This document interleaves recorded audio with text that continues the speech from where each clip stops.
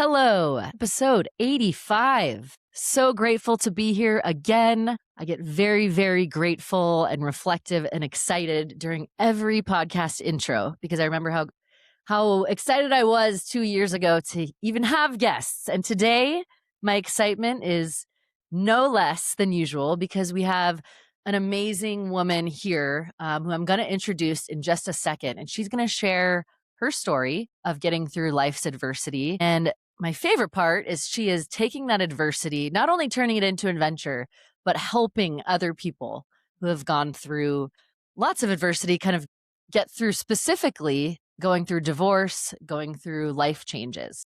So with that, before I bring on my wonderful guest, if it's your first time here, this podcast is really a collection of stories from real people who basically just talk about how they've gotten through life's challenges. We all have them, both big and small. And so I'm truly honored when someone wants to come and sit down and share a piece of their life with us. So with that, I'm going to do a little intro and then I'm going to be quiet because we all know I like to talk here.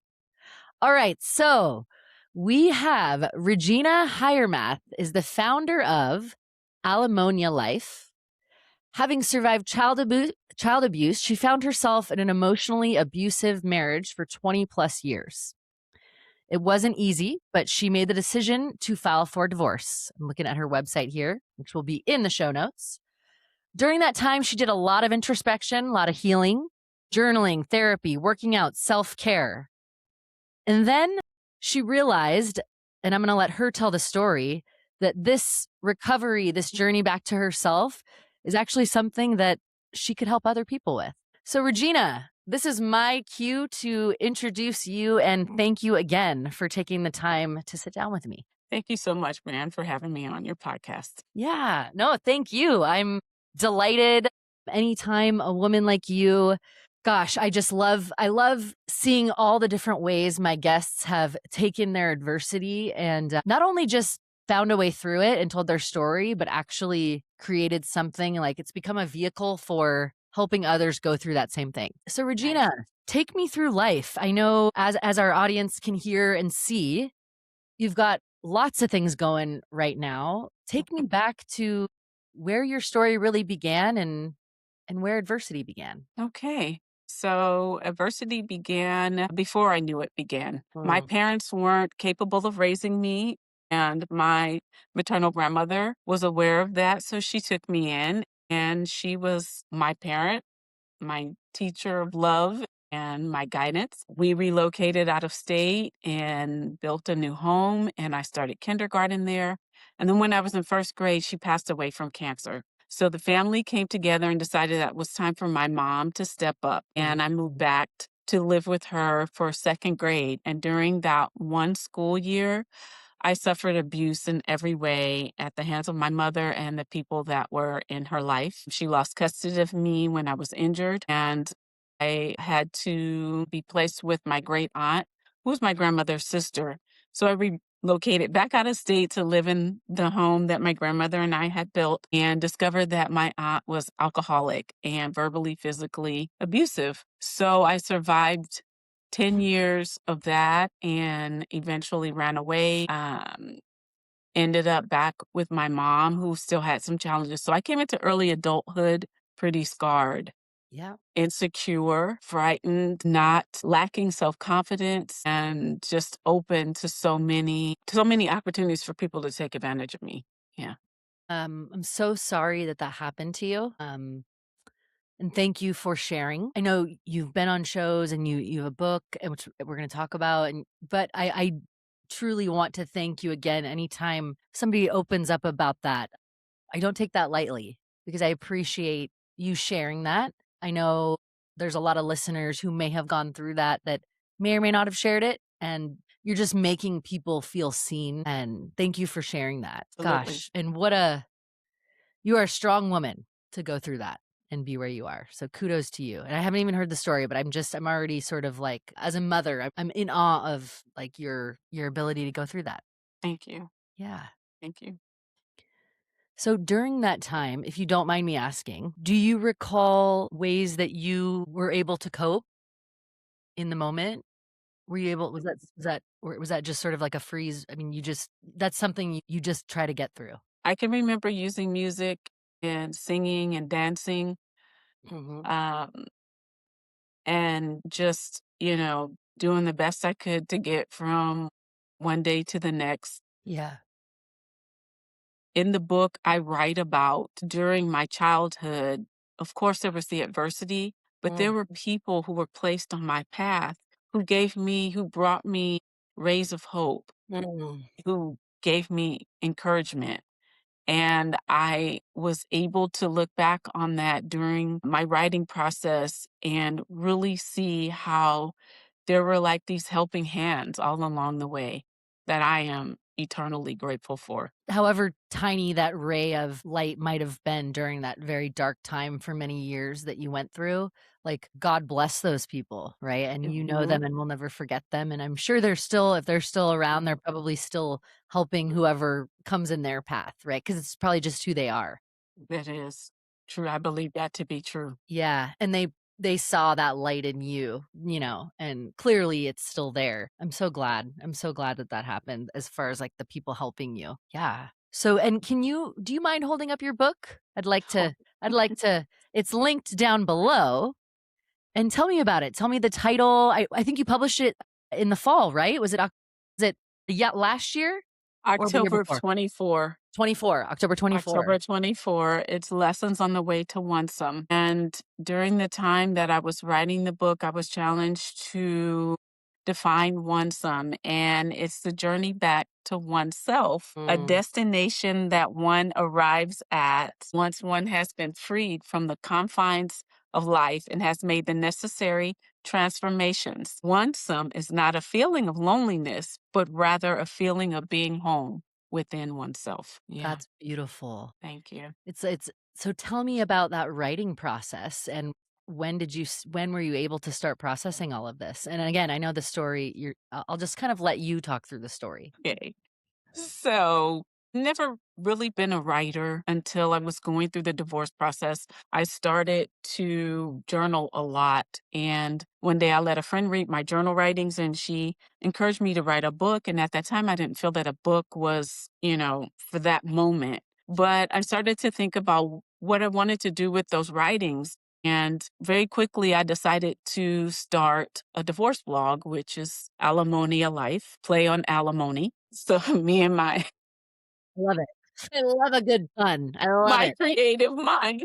So was doing that and then overcame a lifelong fear of public speaking because of my past. I'm realizing that in order to grow my audience and to be more effective at helping people, I needed to start speaking. And shortly after making that declaration with one of my best friends, I was asked to speak at an abuse symposium. Mm. So I had 5 months to prepare, and that was quite a challenge because when I was in high school, I took a D on a project because I didn't want to get up in front of the class to speak. I just was not comfortable doing that. I remember just being fine, taking the D. But It's like the number one fear, public speaking. yeah, People don't yeah. like it, yeah. So I worked really hard and I focused hard on the mission. I got to that week, and of course, I was like, I was so nervous. We had our last meeting, and I was informed that I would be the first speaker, and I started to panic. But then I realized if I go first, I get it over with, and then I can eat my lunch. Absolutely. Right, right. So I got up there and I felt a sense of peace and purpose. There's something when purpose, passion, and preparation align. It is an amazing feeling it's just indescribable. But a friend of mine asked me, she said, how did you get up there and land that? You're not really a speaker. And I started to think back with Alimonia Life, I created a private community on a secure network. And there's the blog posts. I also have morning motivations, videos, TED Talks. So weekly. I watched probably 5 TED Talks in order to find one that was suitable for the community. During that probably year and a half, I was training to speak without being aware of it. Oh, right. That's a great Right. point. You're just Yeah. absorbing it all. I was taking it all in without even, it wasn't like, I'm going to learn how to speak, so I'm going to watch this. I was doing it for the purpose of helping the community. And all the while, I was improving my stage presence. Mm. Amazing. Ah. Amazing when I thought back on that. You're like, "Wait a minute, I've been preparing for this for years, and I didn't even know it." Didn't even know it. Didn't even know it. So that day I was asked to speak at a women's wellness conference 2 months later, and that was the beginning of my speaking journey. But after that second event, I took the rest of the year off. It was like summer of 23 because I wanted to focus on, it was time for writing the book. I sensed that the timing was right, Yeah. and other people who were reading my blog posts came to me and said, I think it's time for you to write a book. And I said, that's so funny because I've been sensing that. I've been feeling that. And so one day I just picked up my laptop and I just started.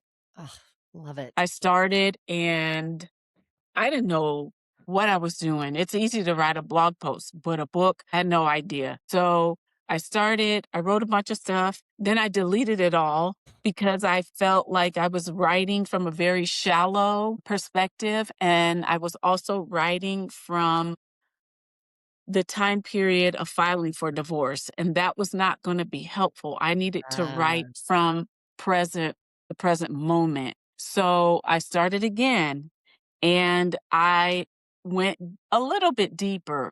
At about 6 months into the year process that it took me, I saw a women's wellness event and they were looking for vendors. And so I often go to these events with my blog merchandise for the purpose of selling a little something, but really sure. making connections and meeting people and hearing other speakers. Yeah. And when I went to that event, one of the speakers, she was so captivating. I absolutely loved her speech. And she had a vendor's table and she came over to my table. She complimented my merchandise and logo and everything. And then I went to her table and Yeah. she gave me her card.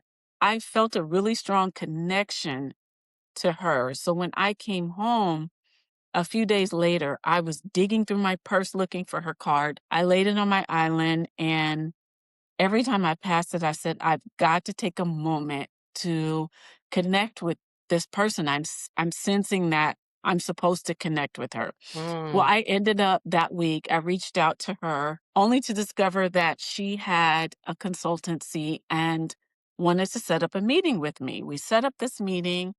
I tell her about the book and she's like, "I don't take everything that comes my way, but I want to take this project on."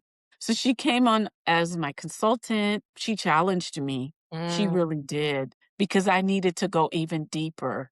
And I kind of needed someone to push me and hold my hand a little bit at the same time because this was very very deep work, and I say that the book was the final piece to my healing and recovery. And so I pulled up every single layer of my life, held it up, examined how my whole life was like a spider's web, how everything was interconnected, everything that happened to me, every choice I made.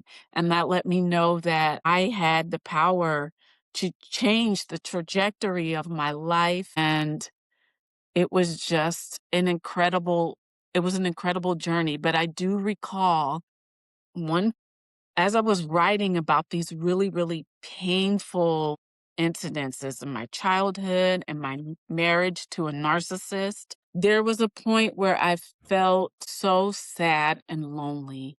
I really, really felt like I was in this really small, dark place. There was a narrow passageway, a small dark passageway that I needed to get through to complete this process. And what that taught me and showed me was that this work, this process, this journey was mine alone, and that it was going to be dark, but there was just enough space for me to get through it because it is my task, my journey, my process, my recovery, and my healing on the other side. And Mhm. so I remember reaching out to my consultant, and she was out of town. She was in another time zone and she was on vacation. And she said, "Okay, give me a few minutes. I'm going to call you." And she talked me through that moment. I was crying and I was really frustrated.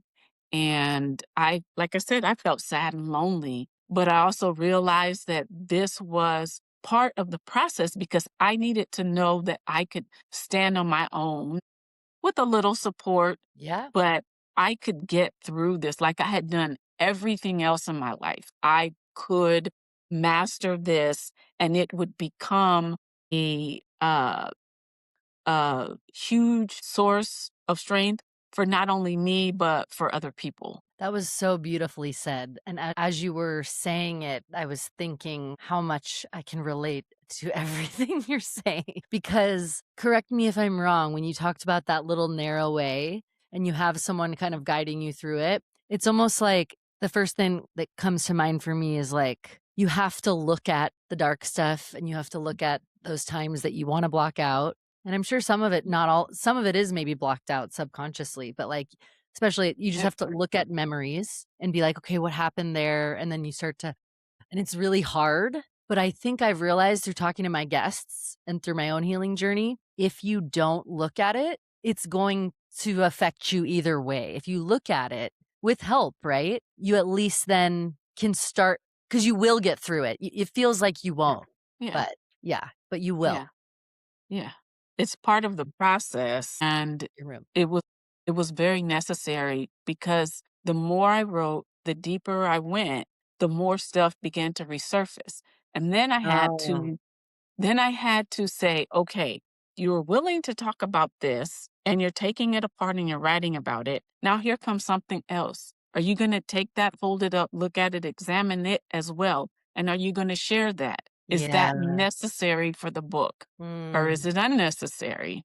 Uh-huh. So there was a lot of pieces that I had to go through, and the most important parts are what I put in the book, of what I felt would help other people as Yeah. well. Yeah. Yeah. Yeah. Well, and for anyone listening that maybe, if you've gone to therapy and you've kind of like, maybe you're on your healing journey, you might be nodding going, "Oh yeah, I know exactly what they're talking about." For anyone listening that might be like, "I have some stuff, trauma. I have, everybody might have something, or I definitely had some, if there's a history of abuse, or maybe you haven't, maybe you think, but you don't, you're ready to kind of look at that stuff. Like, do you think, like, what advice do you have to the people who are like, "Okay, I want to do what you're saying and I wanna start, but it sounds a little bit scary, this narrow path stuff." What do you say to people who are maybe like, "I don't know if I can handle that in therapy. I don't know. I don't know. I don't know about that. I'm thinking about it though." Well, you have a choice. You can release it and let it go and become light, or you can keep dragging it like a snowball and letting it get bigger and bigger Mm. and bigger. That's the choice you have. Tackle it head on with professional help, someone who can walk you through it and be a guide Mhm. and help you to release it so you can become free, or you can continue to carry it and allow it to weigh you down. Because when we're wounded, we wound everyone and everything we touch. Yes. So it's a choice. It's a Yes. choice. And here's the amazing thing. Everything that you have endured, every victory you've won, everything you've survived, everything you've come through or conquered, there is a strength that lies within you that you use to do that. So, if you want to continue on to your healing, you want to move on to another place in your life, that very same strength you've been using this entire time still resides within you. Mm. You've just got to access it. Yes. and utilize it. Mm, It's just that simple.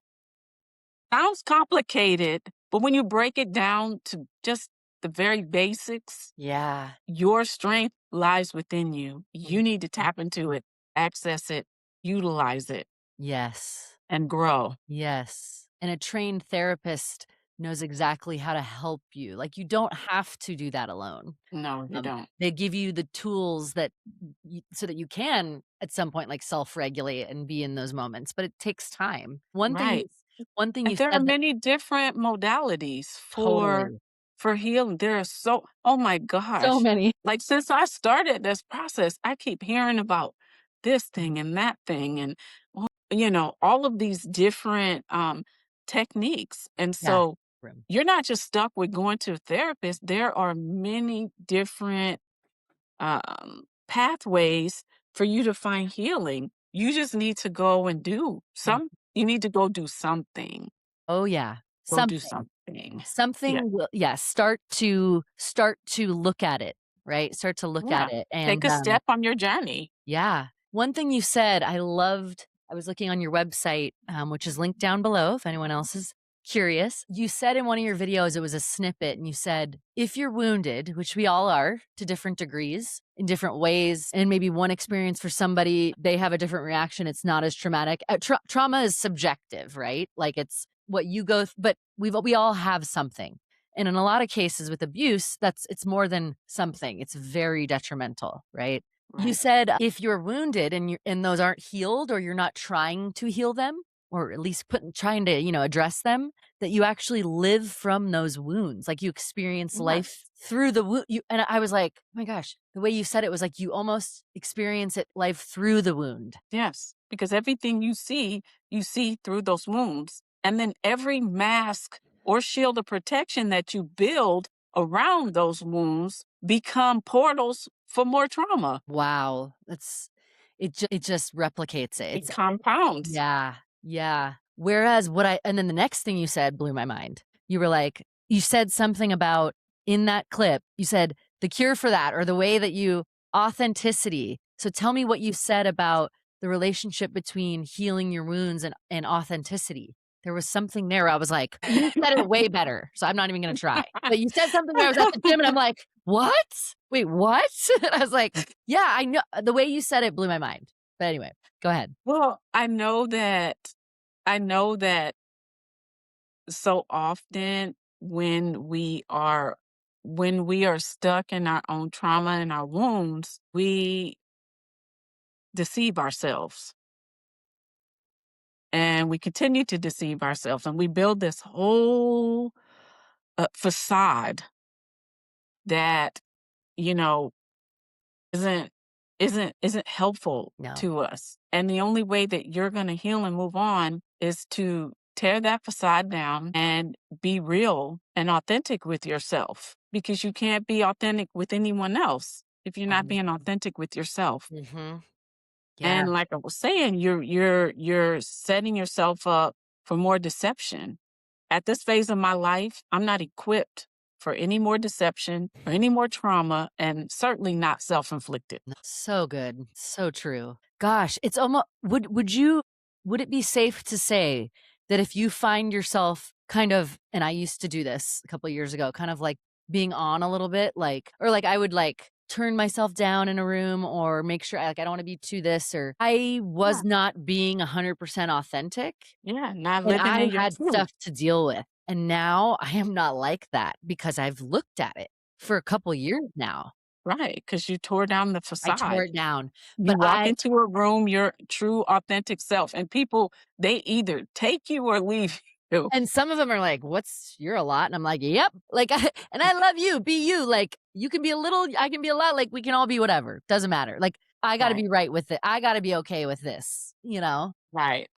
It's just you would if someone out there's struggling and you're like feeling like it's like almost like trying to be yourself will at least start to like who are you? Try to. There's so much more to say to that, but I just love how you compared or you equated the authenticity with actually being a part of your healing. The more real you are, the faster you're gonna get to that healing, like, that path's gonna appear, right? You can't be Right. fake and heal. Right. Because you're stripping away all of the deception. Exactly. You're Pretending that you're stripping away okay if you're everything. not. If you're not okay, if you're having panic attacks, if you're feeling a knot in your chest, like, your body's trying to tell you something, Yes. right? I had lots of warning signs, an Oof. upset stomach. I was changing my diet because I thought it was something that I'd eaten Mm. with little change to how I felt, panicky, and I had boils and Yeah. just very unhealthy and feeling so much. Or I look back at pictures of myself from 15 to 20 years ago and I look exhausted. Yeah. I look sad, and in the book, I write about how I would get up every morning and get ready for work and look in the mirror, and I couldn't see my sadness. I'd see pictures of myself. I couldn't see my sadness. It had just become a part of my makeup, a part of who I was. And I look at pictures of myself now compared to just 10 years ago, and I look so much happier and healthier and younger. It's like the light when someone is not taking your light and when you are, like, loving yourself, it's so you just, like your face changes, like, everything. I have the same thing. I look back, I'm like, "Gosh," I was like, Who say was I'm that? like, I was like and now I'm like, I'm just it's just different. It's like literally like now I'm like people are like, "Calm down." I'm like, "No, I'm not gonna calm down. I'm happy." I'm like, "No, you have no idea." You gosh, you have what the amazing part is I know how your story leads. It leads to this beautiful, like, book and, like, this beautiful community you've built helping women and helping people go through divorce, right? Take me and I wanna get more into that. You mentioned we have a lot of listeners and followers who have been through or who are going through narcissistic abuse recovery. So you had mentioned that you had experienced abuse as a child, and then it sounds like you unfortunately were in a marriage that wasn't healthy, Correct. right? Can you take me through a little bit of that? And I know, again, the full story is in the book, or whatever you had shared about it will be in the book. Right. Right. Anything you'd like to share about Yeah. I like to talk about the first incident. We've been dating for over a year. For some part of that, for most of the beginning, we were a long distance relationship. Okay. And I went to visit him and we went shopping and I was in a I was in the tennis shop and I was looking at some like skirts and tops and things and he came over and he said, "We have to go." And so I said, "Okay."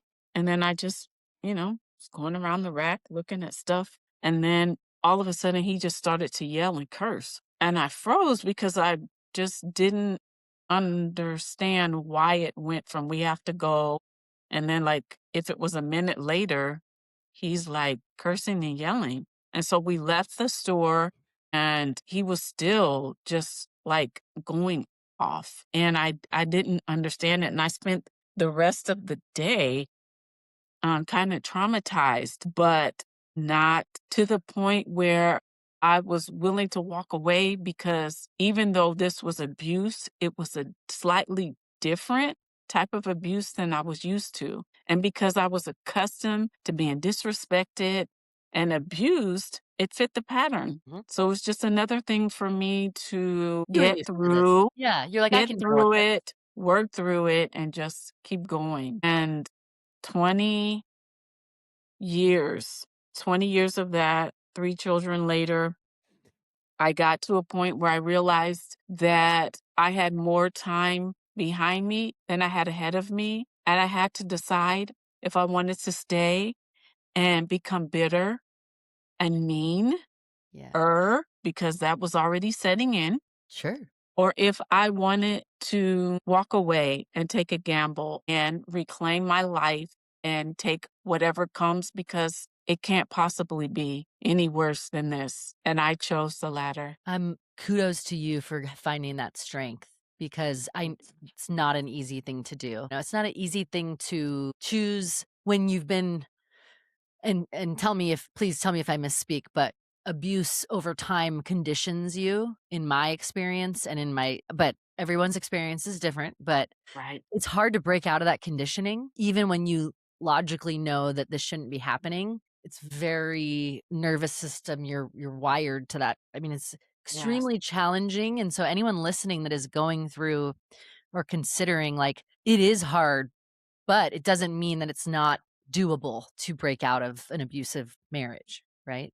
Right. Absolutely. I call it pre-wiring. I was pre-wired as a Yes. child Yeah. to accept these circumstances because at that as a child I had no recourse of action. So I come into adulthood thinking I have no recourse of action. Happens, I don't like it, but hey, this is the way life is. Isn't everything like this? Isn't everyone going through this? Gosh. Now do you again, it might not be immediately clear because I know especially over all those times and all those incidents, it's hard. Do you remember any moments where something started to turn? Because you talk about how, okay, I'm used to this. I've grew up with this. I can get through this. Was there a moment that moment came that you said, I don't know if this is gonna Yeah, well, be I can remember probably halfway through the marriage, I insisted that we go to therapy, and we did. I just don't think that that therapist was equipped sure. for what it was that I was dealing with. And in total, I've seen 5 therapists. I filed twice. And after the first time, was going I was going to leave, but I let him convince me that we would work it out. We went to therapy for 4 years. I spent the fifth year in therapy alone because I knew what I needed to do, and I was willing to put in the work to do that. Thankfully, after that fifth year, I filed for divorce and kept going this time. Yeah. Well, it's very common to get hoovered back in. I mean, it's literally a term, hoovered. You literally it's a whole cycle, and I think there's a statistic my number 1 episode is on narcissistic abuse with a professor who talks all about it, and so I reference it often just because it's just such a unique experience to go through, but once you have, you sort of have this understanding where you're like, "Whoa." Right. They say that for anyone listening that a partner tries to leave usually an up to could be, like, about 7 times you try to leave, and they're Yeah, so I've heard good. They're 6 to so 7 attempts. yeah, right? Right, something like that, and they're so good. If you're dealing with a narcissist, they're so good at getting you back in. The cycle, it's an endless cycle, It is. and, it's very challenging. I have spoken very educated women who have degrees in psychology. They know these things, but they have been drawn into a narcissist's web, and it's very, very challenging. I think, within the last few years, there so much information has come out and people are Yeah. talking about it more, and we're learning the terms, the different types of narcissists, and the flying monkeys, the Oh, gaslight. they're just as they're a huge piece of the puzzle, man. Woo! Yeah, Those flying monkeys. yeah. The people that and for anyone who's like, "What are you talking about?" How would you explain a flying monkey? A flying monkey, like, we've all seen The Wizard of Oz, and so the flying monkeys did the bidding of the Wicked Witch, and so that's basically what it is. Narcissists have a very powerful way of getting everyone around them, into the palm of their hands. So when they've zeroed in on a victim, they work really hard to strip the support system out from under them. And all of a sudden, your family, your close friends feel as if the narcissist is the most amazing person on earth and how lucky you are to be married to them. So once that happens and you start to go through these things and you want to reach out to your family or your friends to tell them what's going on, they don't believe They're you. like, "You're crazy." Yeah, you're the crazy one. They work so hard to make the narcissist will work so hard to make you look like you're the crazy one so that your own family and friends will not even listen to you and they think that you're the crazy one. So you begin to doubt yourself and say, well, if everyone he thinks I'm crazy and everyone around me thinks that I'm crazy, then I must be the crazy one. And you end up in this cycle. But yeah, the flying monkeys do the bidding of the narcissist. It's even Original. my mom.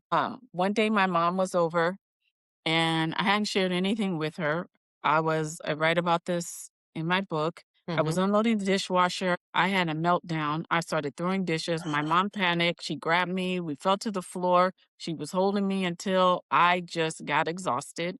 And then on the floor, I started to tell her what was going on, that I was in an abusive marriage. My husband was verbally, financially, and emotionally abusive to Yeah. me. And my mom had a hard time understanding what I was saying because she thought that he was great. Yeah. And I sat there confused because I'm telling my mom, the lady who had me, I'm telling her what this person is doing to me. She just saw me have a meltdown on the floor and she's struggling with believing what I'm saying. So I picked up my phone and I pulled up the text messages that he had texted me about her that were so negative, Oh, yeah. and I showed her. This is what we're dealing with. This is who this is. Mhm. This is Mhm. really who this is. And Yeah. even after that, she still had a hard time piecing it together and having it make sense for her. But I got it because it took me a long time to piece it together. Mhm. Because they're master manipulators. They're very skilled, very skilled, very skilled. And once you see it, I feel like once you've been through a narcissistic relationship and then you do the work, you can't like anyone. You can't, I mean, any red flags, like, You spot it like quickly. excessive complimenting too quick, you know, certain like the deep stares, the this. I'm like, oh, I'm like, hey, whoa, nope, this is too fast, too much. Chill out. Like, there's so many things you can look for, right? But gosh, I'm really sorry that you went through that as well. But again, the part that gives me that hope and that light is what you've turned it into. All of that suffering, like your childhood, all up through everything, and then it's like what my friend Sylvie says, you alchemized it into something that is now doing good. Like, what how badass is that? Sorry, it just doesn't get any more badass. I'm gonna take abuse and I'm gonna make it something that helps people. Okay, what else Right? you got, right? I'm going to flip it on its head. No surrendering. I'm going to literally burn it and turn it into amazingness. Right. So tell me Yeah. about that. So, well, This is the cliff notes of your story. right? Yeah. So I have the blog. Then I Yeah. started to speak. Then, as I was writing the book, I'm on social media all the time. I saw an event coming up that was a domestic violence organization's fundraising gala. I reached out to them and shared a bit of my story, and the founder reached out to me, set up a meeting, and we just talked, had so much in common, our stories. Yeah. And then she said at the end, how do you see yourself getting involved with our event? I'd asked. And I said, well, I'd love to be considered for the opportunity to speak. And she said, absolutely, you will. Amazing. And I started working to help with the gala, bringing in money to help support sponsorships and telling people about this amazing event that was occurring. I even made the centerpieces at midnight. It's like so much love though. It's like for the cause, like every little flower, right? You're like, this is for all the people that are struggling, right? Right. Mm. And prior to the event, I was offered a board seat, which I accepted. Um, I'm not surprised. I'm into everything. So Uh, that event happened on a Sunday night. It was so amazing. We had a celebrity co-host who presented me with an award Yeah. that evening just before I spoke. So I was on cloud nine. I think it took me 3 days You're to just like come. Yeah, walking around. right. But I had to quickly switch gears because the following Sunday was my book launch party. Woo! So by Wednesday, I discovered that more than likely I wouldn't have any books because the book had just published and we didn't have enough time to get them there. So Okay. I panicked. Yeah. We went into this like mode of getting these bags put together as a sort of prize for people. If you go ahead and pre-order, when we get them, they'll ship. Yeah. We're talking to a friend in New York who happened to purchase the book retail. And Okay. so then it hit me. If you purchase these books retail, you'll get them here on time. I had some points on my credit cards, only paid half No. price. So by the time Sunday rolled around, I was exhausted, but I had books for my book launch party. You're like, "I haven't slept in 5 days, but I have books." I have books. Please buy the book and I'll sign it. And they did, and they are, and they will Yeah. after Yeah. this. It was amazing. I had the founder from Confronting Domestic Violence, my book consultant, my cousin who flew in, all these amazing people in the room. But most importantly, three people who were not on the program got up to speak, and that was my kids. So touching. I watch those videos all the time. Ri I mean, that's you just won, like, the Pulitzer Prize having 3 kids speak on that day. It's Yeah. like, wow. Yeah. The culmination of your healing, like, these 3 beautiful like, Souls. this is your that's the like, because you did the healing, look what you have. You did Right. the work. Right. Right. You They weren't looked on at the program yeah, and just found out about it right before it happened. I was keeping everything. Like toward the end, right before the book published, I shared it with them. yeah, And so they just found out about it. But yeah, that day they all got up and they spoke. And it was an amazing event that just I'm still in awe of how it yeah. came together. I mean, it's like all that work of revisiting the hardest times in your life and, like, finding the narrow path through it, right? You are rewarded for that, and Yeah. it's like your reward and it's like, it's pretty cool to have a moment like that where you see it all kind of come together, where you're like, Mhm. "I knew that this was gonna work." The work worked, right? Passion, purpose, and preparation. Yeah. Once again, aligning. And, like, listening to those inner nudges of start writing, and you're like, "I don't know how to write a book." Look what I mean, nobody knows how to do anything until you do it, right? Like, I just think it's really cool that it's almost like from the time you were very young, you just keep dusting yourself off, like, over and over, you know? Yeah. And it's and feel like the lessons that you and the strength that you've built up, you faced the darkest of dark, and it equips you with a strength to probably it doesn't mean you don't have fear, but you know that you have the capacity to get through it, right? Absolutely. Absolutely. I learned so many lessons in writing this book. Yeah. Our past lays out the groundwork for our present. Being transparent with yourself is one of the best gifts that you can give yourself. Forgiving yourself and others releases you. You don't have to hold hands and skip off with them. But Yeah. if you just let them go, what they've done or not done for you, you just let that go. It's okay. Because what I realize is when you open your hand to let something go, you make space for something else to come. Yeah, it's literally like you just like the anger, like letting it go. Just let Let it go. go. Let And it now go. you're open. You're open to Something else receive. comes in. You're open to receive Mm. something else. Friends and family, learning how to put all of your relationships in perspective. Is this something that I need to downgrade? Is this something that I need to let go of? Just kind Mm, of rearranging the people on your team because if you let certain people go, you make room for others who come into your life and you have these amazing people who show up who now fit your new life. yeah, It's very important to do that. Remember who you are by recounting your wins love that. because those are powerful nuggets that we forget about. We think about all the bad things we've been through, but if we stop and think about all the times that we won, remind us of really who we've always been. And, Mm, and we've forgotten that. date yourself. It's important to date yourself, especially if you've been in a long and not so great relationship. You lose sight of who you are. And when you date yourself, you discover all of who you are, who you want to be, what you want to do.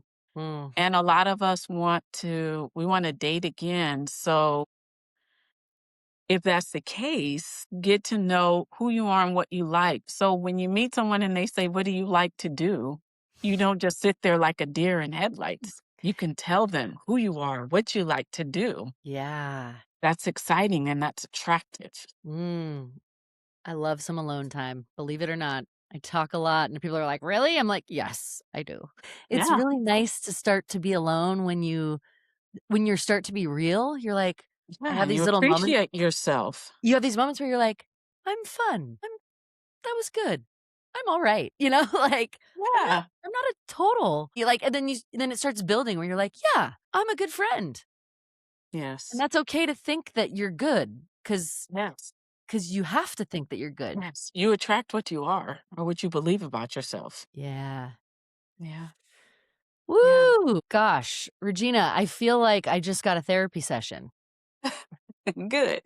Honestly, because I just the way you tell your story and you're so authentic and warm and, like, your energy is just very reassuring and, like, that I know that you've been through a lot of tough stuff, and it's, like, such a beautiful, like, lighthouse, beacon of hope for someone's out there and they're in the middle of an abusive relationship, or they are going through a divorce, or they're just starting to date, or whatever, going through Just anything. stuck for They're whatever just, like, reason. in pain. You've been there, and there's a way out, and it's Wow. a way to back to that oneness you talk about, Yeah. feeling whole. Yeah. So want some journey. Oh, yeah. Well, I can't wait to read your book. I can't wait. I've already been looking at your blog and your website. And again, please, everybody, look in the show notes, follow Regina on Instagram, check out her website. It's so hard to just talk about your whole story in a brief hour. But as you're part of the Adventures in Adversity family, that means we'll definitely be connecting again in some capacity. So, Yay. is there anything you wanna leave the audience with other than your beautiful link to your book and where they can find out more about you? I just want to say no matter what you've been through, you have the capability of changing your life. All you have to do is believe that you can. All I did was say yes and pick up my foot, and the path lined up for me because I was committing to myself, because I was committing to making a change. It becomes easier when you align with that change versus Mm. fighting against it. It's very, very, Oh, right. yeah, And then yeah, those people will appear. They right, do, they will. Once you say yes, you'll be like, "Wow, hey, guardian angel with random opportunity, thank you." Like, right, you're just like, "What?" Like, or random person who says something nice to me when I needed it, and, like, yeah, those people yeah, will appear when you're like, "I'm open to yeah, help. I'm open to help." right. I had a bill due and I was freaking out about it and was nearly in tears. And I just decided to take a walk and maybe I'll go get the mail. When I went and got the mail, I had a card from a friend with a check in it. Just blew me away. So now I'm really crying. Now you're like, Like the ugly cry. And they call her and I'm like, you had no idea that I was over here like stressing about this bill that I needed to pay. And your check saved the day. I love you so much. "You know what? For as much darkness as there is out there, there are I was just saying this to a friend earlier, there's so many good people out there who wanna help. They really do. If you can align your circle with just a couple people that care about you, life is Yeah. good, right?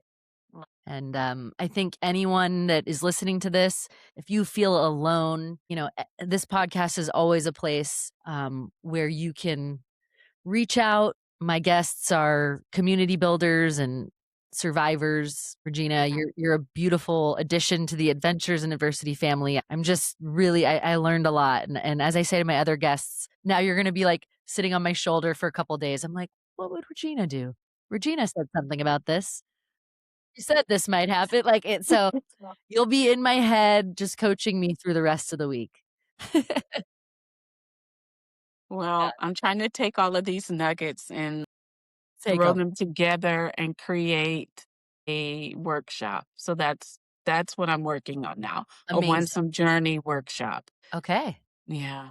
Fantastic. So until then, people can look at all of your information, see all your website tells your story, everything, all the blog, all you've been on a bunch of other podcasts. So with that, Regina, I want to thank you for being a guest for episode 85. And you are a woman that is going to help many and is helping many just by telling your story. So Thank you thank so you. much, Brianne, Yeah. for allowing me to come on and share my story with the hopes of encouraging someone to say yes to their purpose and Yeah. passion. I know they will. All right. Well, take care, everybody. Until next time.